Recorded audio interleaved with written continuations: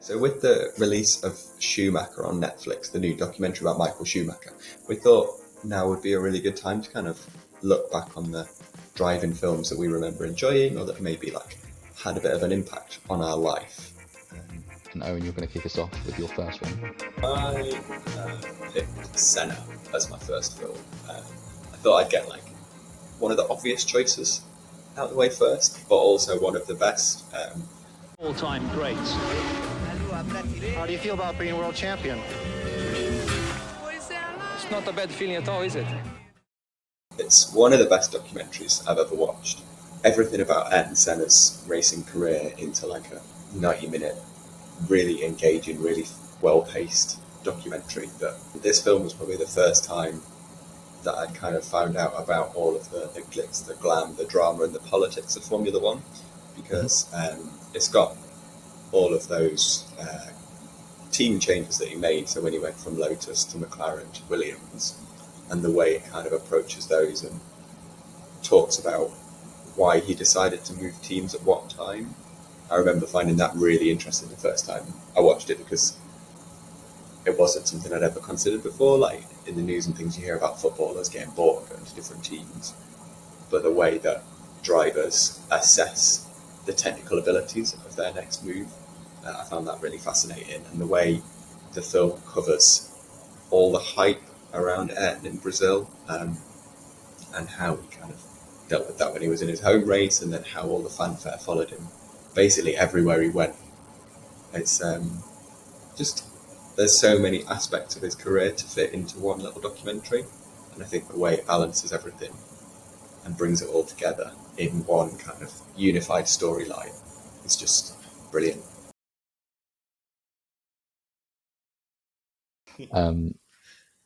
Rush. This is an incredible battle between these two great drivers. Next time I'll have you. No chance. You're just a party guy. That's why everybody likes you. It has the feel of a Formula One event. Like, it is a drama about F1. It's just a brilliantly engaging film, and one of those films that even if you don't like racing, you're going to get into it through this film. Did Apollo 13 as well, and just has this, he's got this brilliant way of capturing the drama in real life events and planting you right in the middle of it. Yeah, I think what it does is it contextualizes a lot of how it felt to watch Formula One at that time. So if, like, I remember watching, and I'll always remember, probably not as well as you will, watching Daniel Ricciardo's first win at Monza live on TV, right? So in 20 years' time, when we watch the highlights of that, we're going to feel that kind of excitement a little bit and know what it felt like. And I can't associate a feeling with Formula One in the 70s like I do that. But like you were saying, the way that Ron Howard directs it when you watch older footage or archive footage of those races now, you kind of have a better understanding of how it might have felt and the intensity of those moments. So for my second one, I have decided not to stick with realism anymore, and I'm going for a film based on a manga from the 60s, directed by the Wachowski sisters, and set in a fictitious land where racing rules. Your son seems to be interested in only one thing. All he talks about, all he seems capable of thinking about, is automobile racing.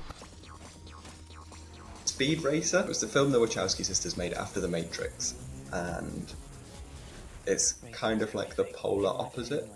So where The Matrix is all dark and broody and all has like a green colorscape and it's all about like the realism of life and things, Speed Racer is just vibrant, colourful, over dramatic.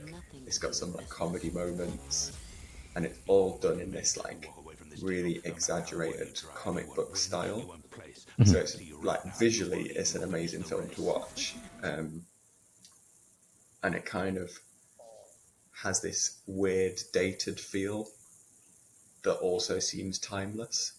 Yep. Like everyone's wearing like pop art outfits all the way through. everything's bright orange, bright pink, or bright yellow. It's just a really stunning film, and it kind of follows a family who are trying to get into top tier racing. So the main character is the son, Speed Racer, and his brother Rex Racer has like a bit of an incident, and he's trying to like follow in his footsteps.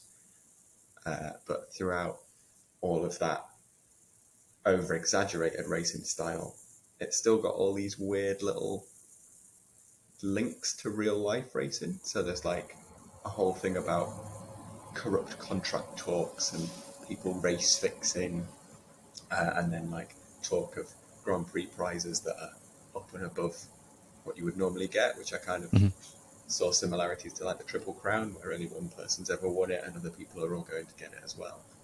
But it's just like 2 hours of fun, which every now and then is all I want from a film. And also it has John Goodman in, so it kind of ticks all the boxes. And it's just fantastic. Well, I picked a relatively recent one. Well, I mean, Rush was 2012, but I've gone with Le Mans 66, or Ford versus Ferrari, as it's known, or dumbed down to in America. Carroll Shelby, maybe? Lee Iacocca, Ford Motor. I think what it is similar to Rush in that it's based on a true story, but fictionalized or dramatized. But it's not necessarily about the action on track. Like, there isn't a lot of racing in that film.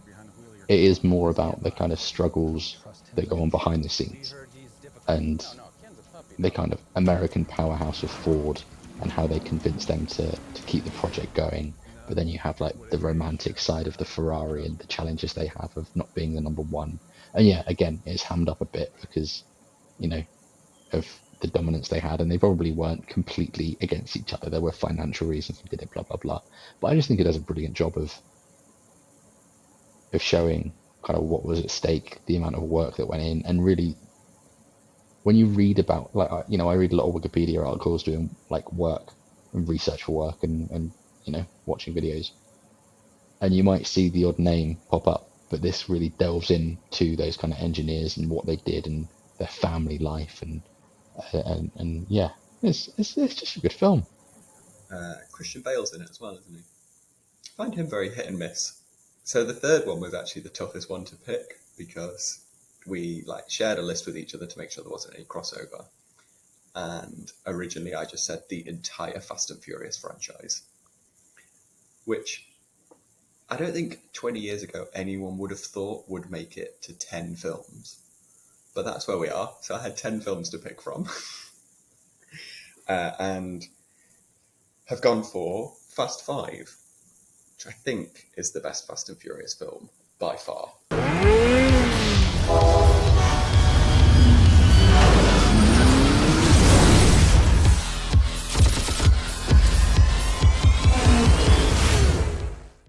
In the first few films, he's a bit of a street racer, a bit of a criminal, and then all of a sudden he becomes the American James Bond. And Fast and Furious 5 is like the tipping point where it's billed as like the team's last job, and they're gonna rob this bank in Rio and then become free and leave America, and I think Vin Diesel like spends the next 5 films living in Croatia or something like that. But it's the one where it still has like a gram of realism, I would say. Okay. In that there's no scenes where someone crashes a car, flies through the air, catches someone, and then lands on another car. Yeah. Then there's no one like driving a car into a helicopter, and there's no one being chased by a submarine. They get a bit far-fetched. Yeah, the Fast and Furious films have always kind of just been fascinating to me because originally they take themselves so seriously. And they're like, yeah, we're a serious street racing film. And if you watch them all like back to back, I think, yeah, definitely the first 4 all try and stay in that vein. But then 5 is when The Rock comes in and he's got all of these like really cheesy lines. And he basically only speaks in one-liners throughout the whole film. And the stunts start to get even more ridiculous. And it's still got that like good guy, bad guy vibe, Yeah. But it's sort of before the point when Vin Diesel is being roped into being this secret agent that goes around fighting crime families. So it's still just lots of racing through the streets, lots of talk of like undercover crime gangs, lots of really cool cars, lots of jokes about whether or not Japanese import cars are better than American muscle cars. I always fall down on the American muscle side because they're big and loud and cool. And it kind of all culminates with this insane scene where they drive a bank safe through a city. It's just like Speed Racer, 2 hours of movie magic. Okay. I dare say slightly more realistic than Speed Racer, but probably not a lot more realistic. So I struggled to think of this one. And then I was going to go with something else. But then I remembered this film I watched when I was a little bit younger. And it's about this kind of like old classic car that a woman kind of spruces up, takes it to a racetrack, it becomes an amazing car, she brings it back to life. Mm-hmm. It's quite a touching film. Do you know, does it ring any bells? Herbie Fully Loaded.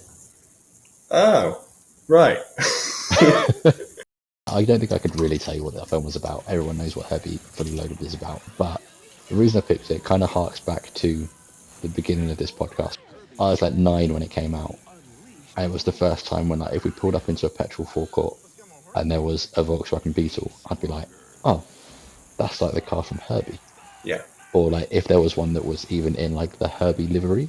I don't know why you'd ever get that kind of car, but if it was like that, I'd be like, oh, that's a Herbie. Yeah. And I remember seeing new Beetles with the Herbie livery on quite a lot. I feel like that must have been an option. I think it had a bit of a renaissance when this film came out in like the mid-noughties. But yeah, I think it is just important that you have, I guess, like Fast and Furious, but like silly films that are quite accessible to kids that are about driving. And you know, this one, no one gets hurt in this one, so that's quite nice as well. But so that was all the films that kind of made it into our top picks of driving movies. What about you? We'd love to hear which car-related shows and films you like watching. You can let us know on Twitter, reach out to the show at Friday Formula, or tell us each of our individual picks are wrong by talking to me at Owen_Bellwood, and Will, you can be found at Will Longman. Please be kind. And don't forget to like this video if you enjoyed it, subscribe for more, and head over to wherever you get your podcasts, type in Friday Formula for the full version of this podcast, and subscribe there for any more. Get them straight on your phone. Formula One is back this weekend. We're returning to Sochi for the Russian Grand Prix. So while you're finding us on Twitter, please do let us know any predictions or reactions you might have to the racing action. We'd love to hear from. We'd love to hear them. As next week we'll probably be reviewing everything that goes on in Sochi this weekend. To be kept up to date and find out as soon as next week's episode drops, please don't forget to rate, review, and subscribe wherever you get your podcasts. All that's left to say is thank you so much for listening. Hope you have a lovely weekend. Goodbye. Goodbye.